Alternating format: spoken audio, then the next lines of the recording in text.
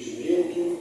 Eu vou ler esse texto do Evangelho de Jesus Cristo, segundo escreveu Mateus, capítulo 19, do versículo 1 a 12. Você, por gentileza, acompanhe. A palavra de Deus nos diz assim: E aconteceu que, concluindo Jesus estas palavras, deixou a Galileia e foi para o território da Judeia, além do Jordão. Seguiram-no muitas multidões e curou-as ali. Vieram a ele alguns fariseus e os experimentavam, perguntando: é lícito ao marido repudiar a sua mulher por qualquer motivo? Então respondeu ele: não tendes lido que o Criador desde o princípio fez homem e mulher, e que disse: por esta causa deixará o homem pai e mãe, e se unirá à sua mulher, tornando-se os dois uma só carne? De modo que já não são dois, porém uma só carne. Portanto, o que Deus ajuntou, não separe. Replicaram: por que mandou então Moisés a carta de divórcio e repudiar? Respondeu-lhe Jesus: por causa da dureza do vosso coração, é que Moisés vos permitiu repudiar a vossa mulher. Entretanto, não foi assim desde o princípio. Eu, porém, vos digo: quem repudiar a sua mulher, não sendo por causa de relações sexuais ilícitas, e casar com outra, comete adultério. E o que casar com a repudiada, comete adultério. Disseram os discípulos: se essa é a condição do homem relativamente à sua mulher, não convém casar.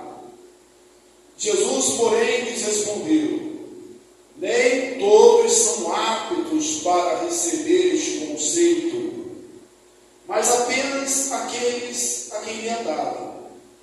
Porque há eunucos de nascença, há outros a que os homens fizeram tais, e há outros que a si mesmos se fizeram eunucos, por causa do reino dos céus. Quem é apto para admitir, admita. Amém? Aceitai, meus amigos. Nós cantamos aqui que nós nos baseamos em nós mesmos. Nós cantamos aqui que nós queremos ouvir a voz de Deus. E a palavra de Deus, tantas e tantas vezes, ela é comparada a uma espada de dois gumes. E às vezes ela corta, mas corta para o nosso próprio bem. Por isso que eu oriento, exorto você a ouvir com atenção, com carinho, essa palavra, que é uma palavra do Senhor Jesus. E como toda palavra de Jesus, ela é revestida de amor e também de verdade.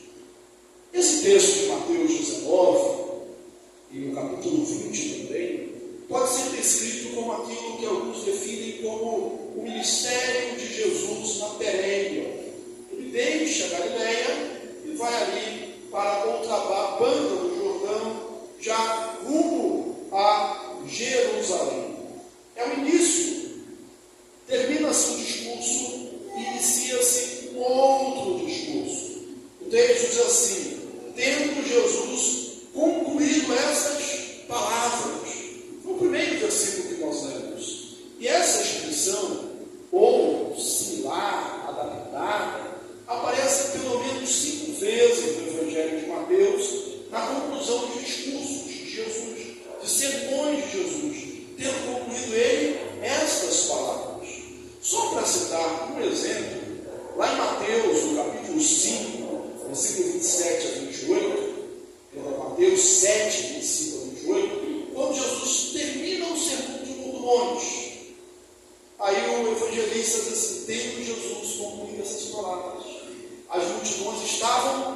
maravilhadas, porque eles a ensinavam como quem tem autoridade, e não como os escribas. O Jesus concluiu o discurso e está iniciando outro discurso. As multidões seguem e ele as cura. Tem gente que vai a Jesus por sinceridade, por necessidade. Pessoas que vão a Jesus, e ele as curou, nós lemos aqui, porque precisam de cura, porque precisam de salvação. São questões essenciais da alma, da vida.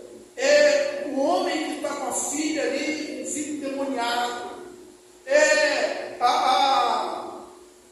o homem que está com o servo que precisa de cura, que está à morte. Mas os fariseus, os escribas, os doutores da lei, eles vão para Jesus, eles vão até o mestre, não para isso, mas eles vão para contender, eles vão para arrumar questões, eles vão para armar ciladas, eles vão para experimentar. É isso que nós lemos no versículo 3. Vieram alguns fariseus e o experimentaram, colocaram ele à prova.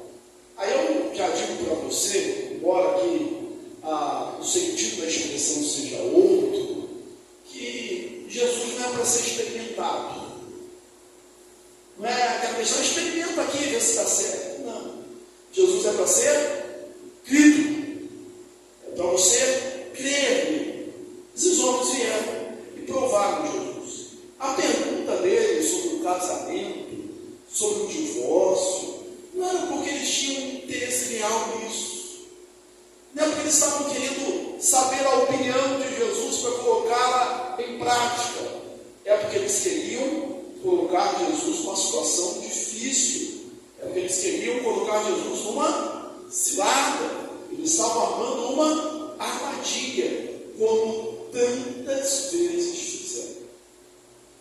Apesar do propósito decoroso deles, casamento, relacionamento de uma forma geral, é algo muito sério, é algo muito importante, é algo que mexe com toda a nossa vida, tanto nos trazendo felicidades, realizações, ou também, infelizmente, tristezas e decepções. A grande questão de toda a sociedade é realmente a família, é o casamento. Porque se as pessoas estiverem bem no casamento, elas vão estar bem do lado de fora. Eu tenho uma frase que eu uso constantemente, que diz assim: olha, se eu estiver feliz em casa, eu posso enfrentar todos os desafios fora de casa, porque a base está sólida. Mas esses homens, eles não estavam querendo saber de algo verdadeiro, eles queriam colocar Jesus em provas. Mas eu sei que você está aqui hoje, nessa noite, porque você quer conhecer a opinião de Jesus. Você quer saber da palavra de Jesus. Você quer saber o remédio, do antídoto, daquilo que Jesus coloca como a cura para os nossos relacionamentos, para a nossa vida. Lembro que o casamento é algo tão inspirador, algo tão sério, algo tão belo, que o Senhor Jesus, o apóstolo Paulo, melhor dizendo, ele compara o relacionamento de Jesus com a igreja ao casamento. E ao mesmo tempo é algo incompreensível. Ninguém pode dizer: eu sou doutor em casamento, eu entendo tudo de casamento. O sábio Salomão, lá em Provérbios, ele diz que havia algumas coisas que ele não entendia.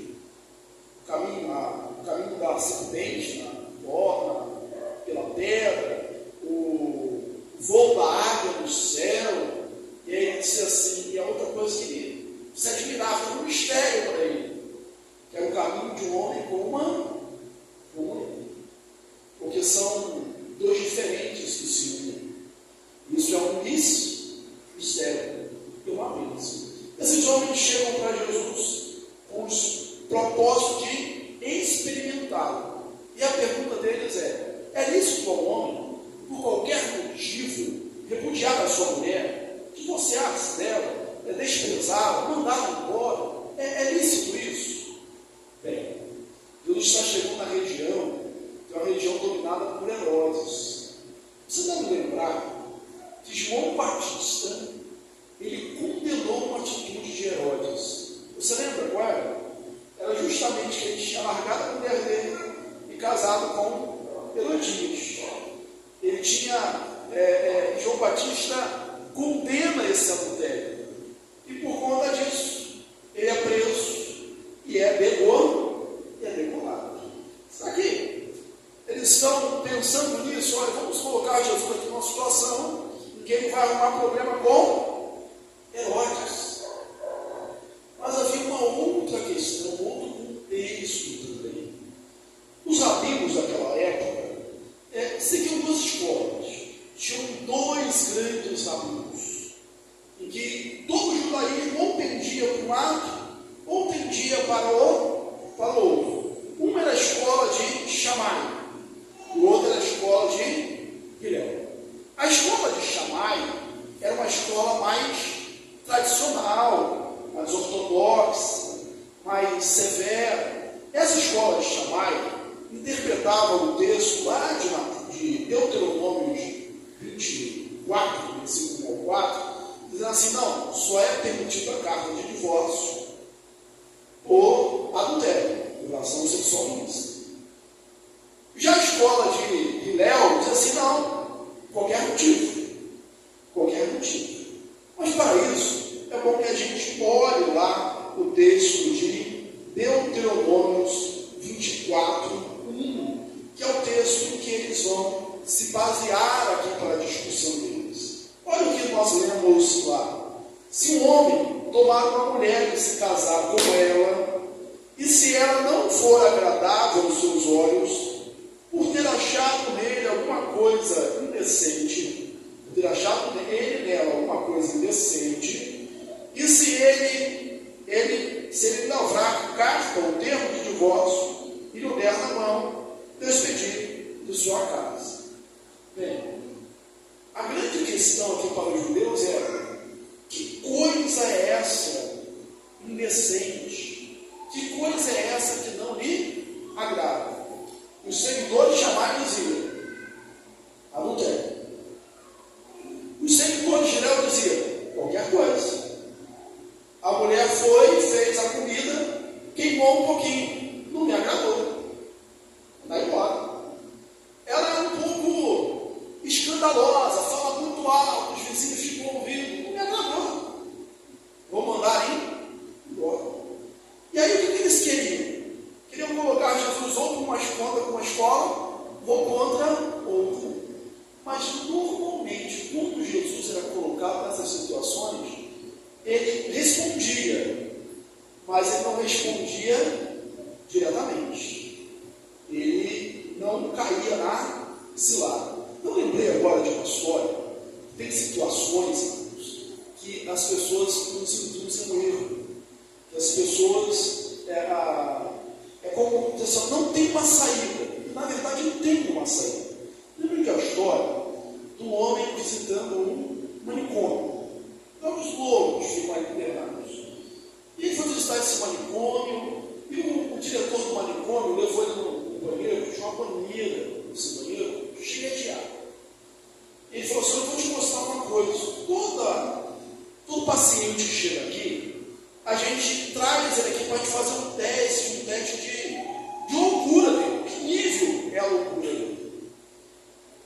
Ele tinha uma banheira cheia d'água, uma colher, um copo e um balde. Então ele chega aqui com o paciente, e para testar o nível de loucura dele, a gente coloca ele diante da situação e diz que ele tem que esvaziar a banheira. Tem uma colher, tem um copo e tem um balde. E aí o homem falou: já sei. Ele vai escolher alguma que ele escolher vai colocar no nível de loucura dele. E aí eu pergunto, responde alto não, tá? Aí que você vai escolher a mulher, não sei, né?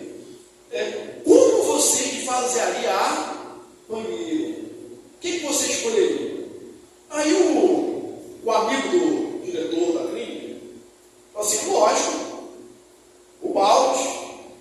Aí ele foi na banheira e falou, não, aqui, ó, tem que tirar a tampa e deixar a água escoar. Mas por vezes a gente ia colocar a situação, só tem esse caminho, só tem essa resposta. Isso na nossa vida toda. E Jesus foi mestre em descobrir respostas corretas, caminhos corretos. O diabo faz isso. Coloca a gente numa situação de não tem saída. Não tem. Porque você está olhando para as situações erradas, as propostas do inferno, e não a saída correta que Deus me dá. Então eles vieram para experimentar Jesus e fizeram esta pergunta: é lícito? Eu vou usar aqui, para nível didático, a divisão que o puritano Matthew Henry fez desse texto. Ele pegou, em primeiro lugar, disse a criação de Adão e Eva. Em segundo lugar, a lei fundamental do casamento. Deixará o homem pai e mãe. E terceiro, a natureza do contrato matrimonial. Serão os dois uma só carne. Primeiro, Jesus ele vai direto à criação. Ele retroage um pouquinho mais. Ele diz assim: ora, vocês não têm entendido. Jesus estava falando com os fariseus, com aqueles homens que se julgavam os doutores da lei, os homens da fé. Ele pergunta: vocês não entendem? Vocês não leram ainda? Lá, Gênesis, capítulo 1, 26, Gênesis, capítulo 2, Gênesis, capítulo 5, vocês não leram esse texto? Que o Criador, desde o princípio, fez homem e mulher, fez macho e fêmea. Vocês não leram isso? Vocês não estudaram a Bíblia de vocês? Não vou até Moisés, eu vou até Gênesis, eu vou até a criação. Deus, ele fez Adão, ele fez Eva, ele fez uma Eva para um Adão. Ele não fez duas Evas, ele não fez três Evas, ele fez uma Eva, para mostrar que o casamento é monogâmico. Até nos 10 mandamentos nós temos isso. Estudamos hoje, aqui pela manhã, o texto dos 10 mandamentos, Êxodo 20. E o último mandamento é não cobiçarás, o 10º mandamento. Quando ele vai descrevendo que não vai se cobiçar, ele assim: não cobiçará a mulher do teu próximo. Não são as mulheres, a mulher do seu próximo. Você não foi, não leu Gênesis. Deus criou Adão e Deus criou Eva. Então, no princípio, não havia possibilidade, não havia jeito, não havia nenhuma condição, não havia nenhuma hipótese onde o divórcio fosse possível. Mesmo que Eva errasse, mesmo que Adão errasse, mesmo que um não agradasse o outro, não havia como um abandonar o outro, porque eram só os dois. Aí Jesus vai lá no princípio.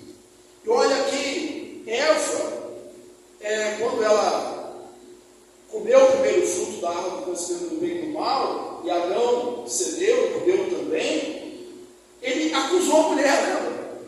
A mulher que tu me deste, Deus só me deu a mulher perfeita que eu queria. Irmãos, nós não somos perfeitos. Nós não somos perfeitos. Nem o primeiro casal foi perfeito. O pastor Hernandes Dias Lopes, ele comentando esse texto, ele afirma o seguinte: o problema, irmãos,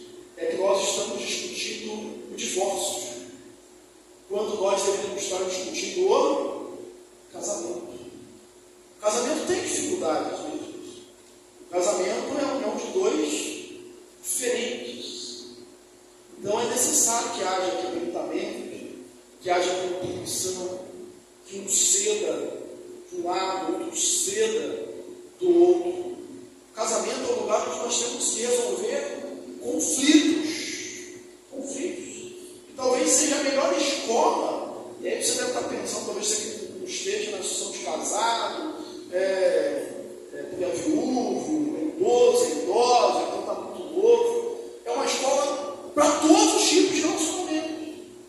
A gente não sabe resolver com conflitos. A gente quer impor a sua posição a qualquer custo. Deus fez uma Eva para um Adão. Então, no princípio, Deus está dizendo, não havia possibilidade de divórcio. Então, se alguém inventou o divórcio, esse alguém não foi Deus. Se alguém quis a separação, esse alguém não foi Deus. O que Deus ajuntou, não o separe o homem. O que Deus ajuntou, não separe o homem. Tópico 2, a lei fundamental do casamento. Deixará o homem o seu pai, e a sua mãe, e se unirá à sua mulher, e se tornarão os dois uma só carne. O casamento, irmãos, é tão importante, é tão sagrado, é tão sério, que ele precede a união natural. O que é a união natural? É justamente essa união de pai e mãe. É a união de pai e mãe. O filho tem o pai e a mãe. É um vínculo de sangue. Um vínculo de sangue. E a única hipótese, a única situação em que Deus ordena deixa pai e mãe é para se unir à sua mulher. Porque isso é muito santo, isso é muito sagrado, isso é muito especial. Então, vai deixar, não é abandonar, não é dar assistência. O mandamento continua: honra pai e mãe. Mas você vai deixar, vai romper, partir agora o cordão umbilical, e você vai viver agora para a sua ex-esposa, e o esposo para o seu esposo. Casamento exige renúncia. Se você gravar esta palavra só, você terá aprendido muito sobre casamento.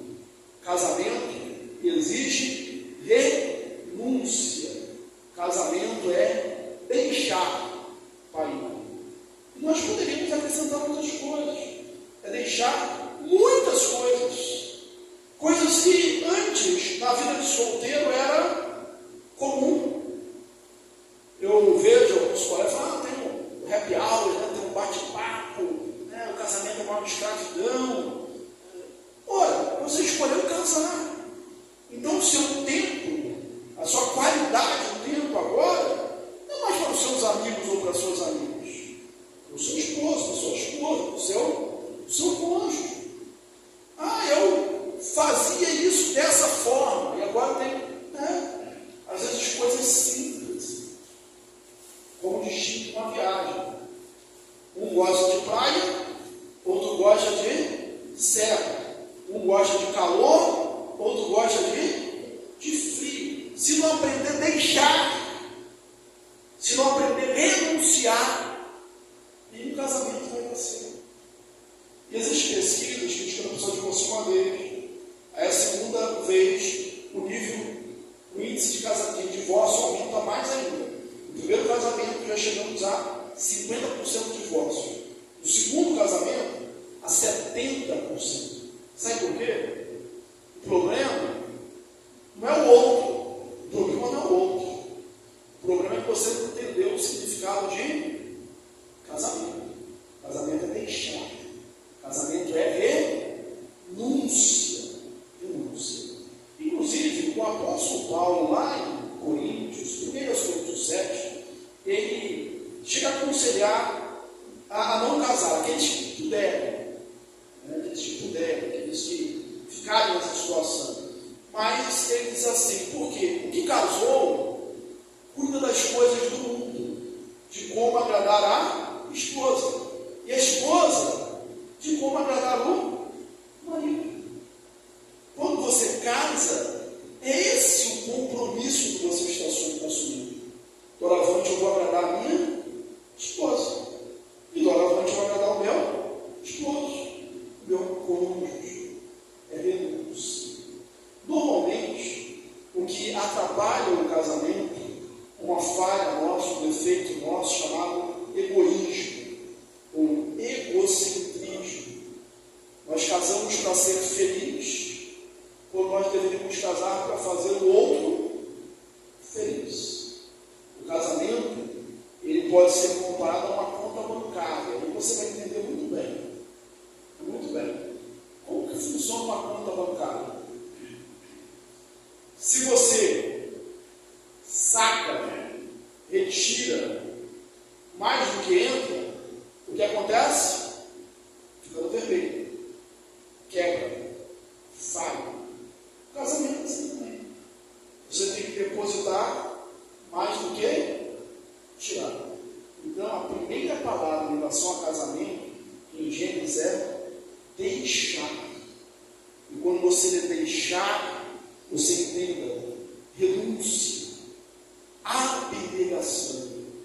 Olha que teste para a gente, né? O que isso tem a ver com a nossa espiritualidade? Nós cantamos aqui. Eu abro mão de mim mesmo.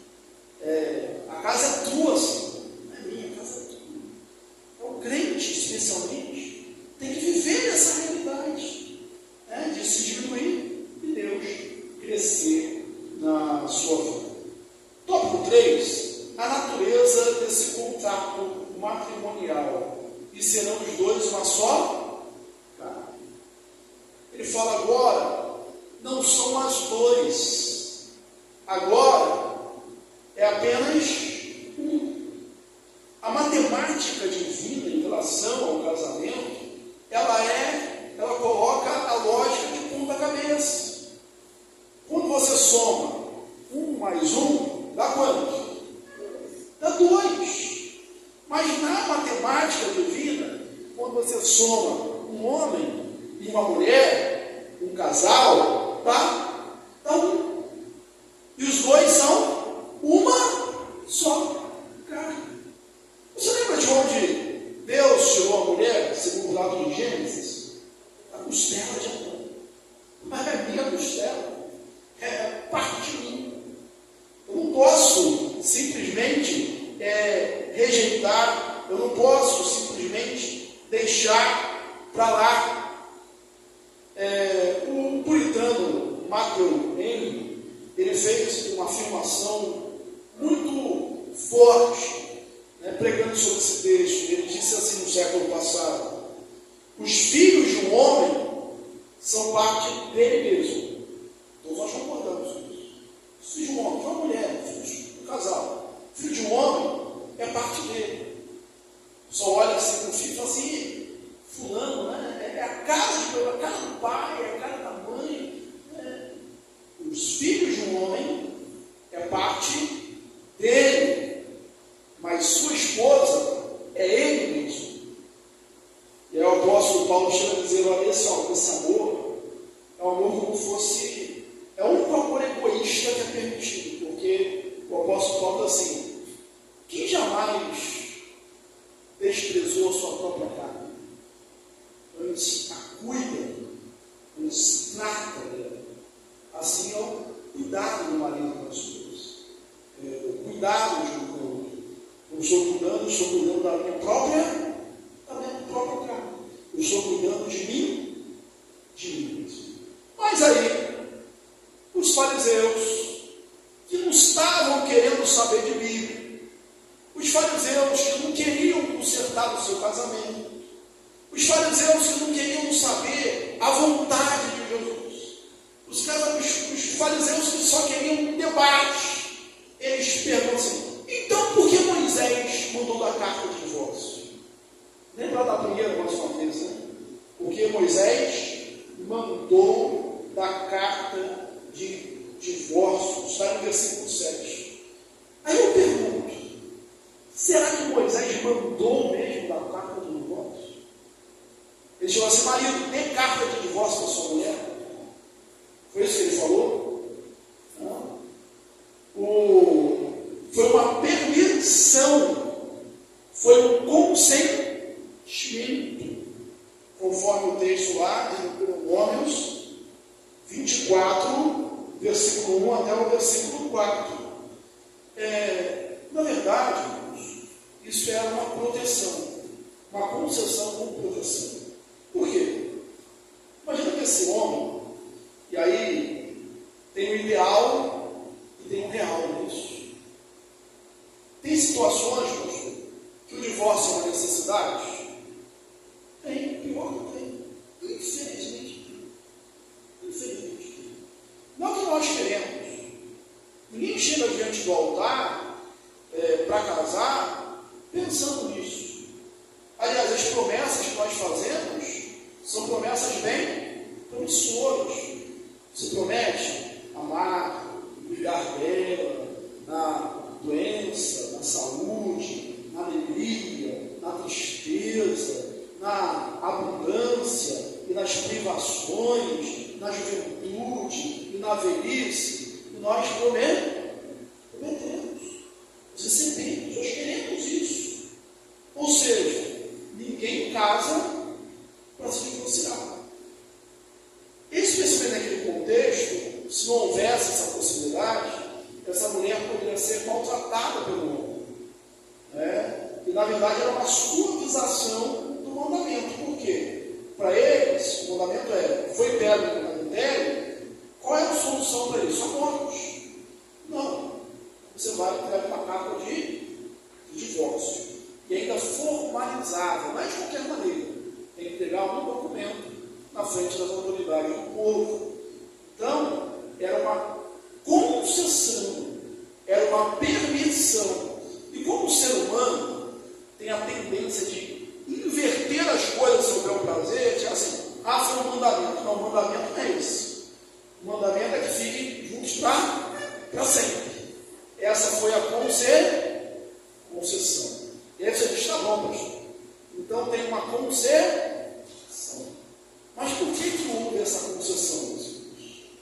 Aí na Bíblia. É só você ler. Por que foi dada essa concessão? Olha só. Moisés permitiu. Permitir é diferente, muito diferente do que o ordenar que nós estamos falando. Permitiu por causa da dureza do vosso coração.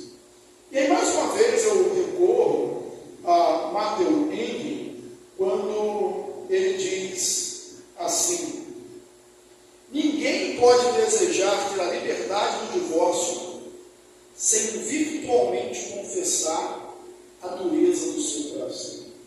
Existe a concessão, não existe? Mas aí, olha que frase forte: ninguém pode desejar a liberdade do divórcio sem confessar a dureza do seu coração.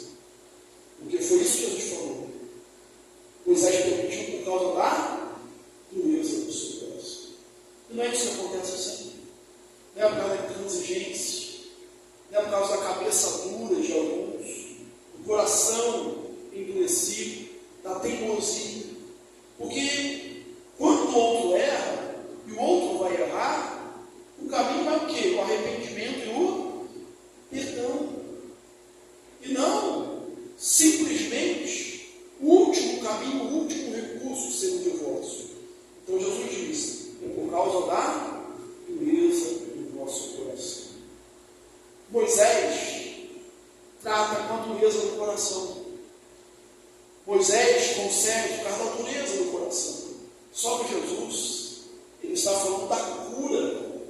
Jesus está falando de um novo homem, de uma nova mulher. Não é isso que nós dizemos que somos em Cristo? Se alguém está em Cristo, nova criatura é. As coisas antigas, a dureza do coração, já passou. Tudo se fez novo. Se não bastar para você, lembra do encontro que Jesus comunicou Nicodemos, quando Jesus disse para ele: olha, importa-vos nascer de novo. Lembra de Ezequiel 36, versículo 26 em diante: porém vós o meu espírito, porém vós o meu espírito, tirarei de dentre vós um coração de pedra, e colocarei dentro de vós um novo coração, um coração de carne, para você entender o meu nome e andar nos meus estatutos. É um novo coração. Quantas vezes nós cantamos aqui na igreja: Senhor, dá-me um novo coração, dá-me um coração igual ao teu. Então, o divórcio é permitido? É. Mas ao invés de você ficar pontuando, especificando uma porção de coisas, que eu não estou dizendo que não sejam reais,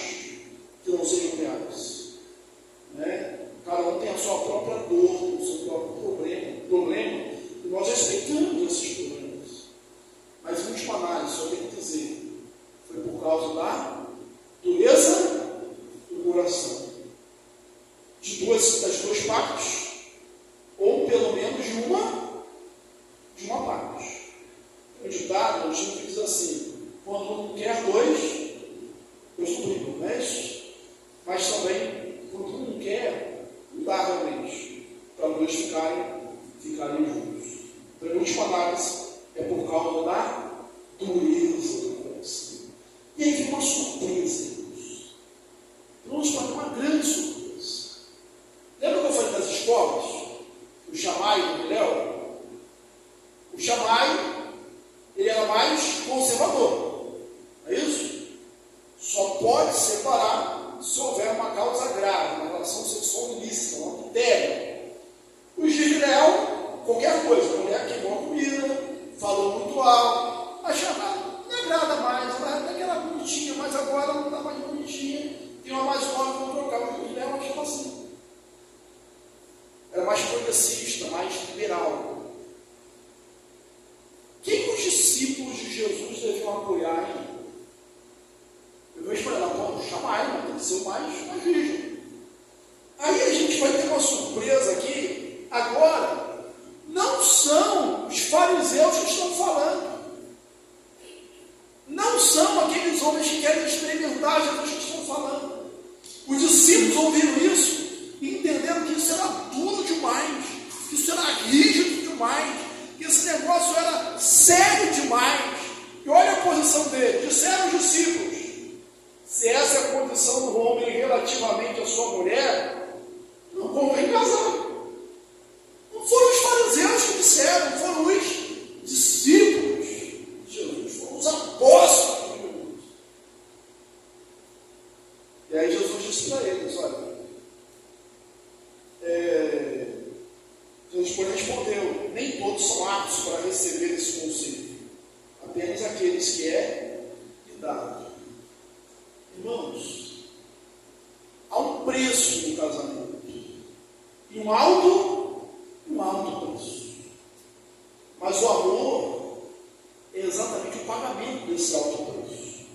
Lembra daquele poema de 1 Coríntios 13? O amor tudo crê, tudo sofre, tudo espera, tudo suporta. O amor jamais acaba. O amor não procura o seu próprio interesse. O amor não procura o seu próprio interesse. Mas os discípulos acharam, como muitos acham, que o preço era caro demais. Então, isso é melhor não casar. Jesus fala assim: existem alguns que são aptos para isso, mas nem todos. Casar não é algo compulsório. Ninguém é obrigado a casar. Você pode não casar. Mas se você não casar, você não pode viver abrasado. Você não pode viver em fornicação. Você não pode viver em relação sexual ilícita. Mas você pode não casar. Existem alguns que nasceram assim. Ou seja, aquele homem ou mulher que não tem aquele apetite sexual, então, para mim está tudo bem. Eu não preciso casar.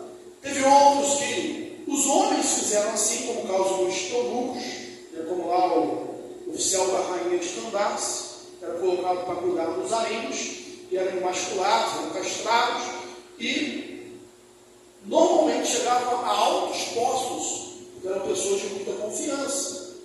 E aqueles que se fizeram assim, aqueles que têm toda a possibilidade de satisfazer o cônjuge, mas optaram para não fazer, para servir a Deus. Olha só, para servir a Deus. É diferente da posição que se adota hoje. Né? Não vou casar por quê? Não vou casar para economizar. Né? Casar porque casamento gasta muito dinheiro. Né? Não vou casar para eu poder curtir mais a minha vida. Eu não vou casar para ficar independente. Jesus, em momento nenhum, falou isso. Falou que havia uma liberalidade para que fosse o serviço de Deus. Inclusive, existe um movimento. Vamos falar como se escreve, é uma sigla em inglês. Militon.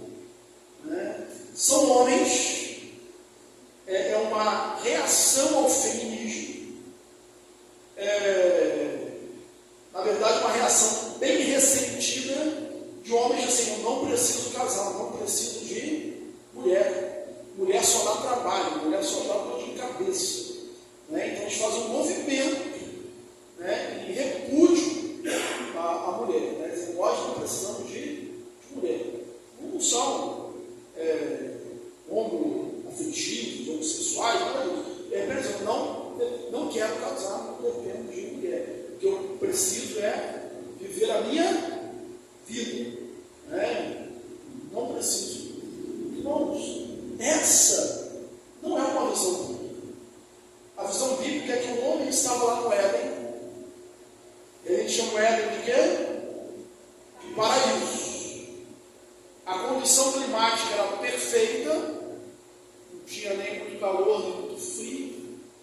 Não havia falta de nada, havia uma grande abundância, porque Deus disse: de todas as árvores do jardim comereis livremente. Não havia doença, não havia morte, não havia vizinho chato, não havia patrão, não havia problema nenhum. Então Adão estava à boa. Mas como Adão estava feliz, não triste. E Deus diagnosticou a tristeza de Adão. É porque não se achava para ele uma companheira, alguém que fosse idônea. Não tinha uma mulher. E aí Deus fez Adão cair num profundo sono, tirou dele a mulher. E ele disse: esta é, afinal, ossos dos meus ossos e carne da minha carne. Por isso será chamado de varão, de mulher. Do varão foi tolo. Quem há de admitir, admita. Mas não é o estado natural. O estado natural é que nós nos compreendemos. E que o casamento seja feliz. E que seja até que a morte o separe. E é tão belo que é um símbolo da união de Cristo com a igreja. Marido, amai as vossas mulheres como Cristo amou a igreja, e assim mesmo se entregou por ele. Lembre-se, não importa o que a sociedade diz, não importa o que todo mundo faz, você, um homem, é uma mulher que tem um novo coração, um coração segundo Deus. Você é que tem um espírito novo, como Davi orou: cria em mim, ó Deus, coloque meu coração novo em mim, no espírito e na palavra. Você é essa pessoa. E o contrário, a concessão é por causa da dureza do coração. E você caminha em uma direção diferente. É um coração quebrantado. É um coração novo. É um coração de carne. Se for pensar na mente, segundo o Novo Testamento, é a mente de Cristo. Esquenta isso para além do casamento, em todos os relacionamentos. Pensa no seu trabalho. Deixe de lado ali a dureza do coração. E seja quebrantado por Deus. Tenha bons relacionamentos. E todo esse relacionamento é um relacionamento de serviço. Não porque o outro mereça, mas é fazer como para o Senhor, para Jesus. Pensa nos seus vizinhos. Eu sei que tem vizinhos que realmente são um grande problema. Mas pense, Deus, quebranta o meu coração. Se eu não posso mudar ele, Senhor, muda a mim. De maneira que eu possa transformar esse lugar pelo poder do teu Espírito. Busque bons relacionamentos. Grande problema na quebra de relacionamento, seja qualquer que for, é realmente a dureza do coração. Ora, Senhor, dá um coração quebrantado. Dá um coração como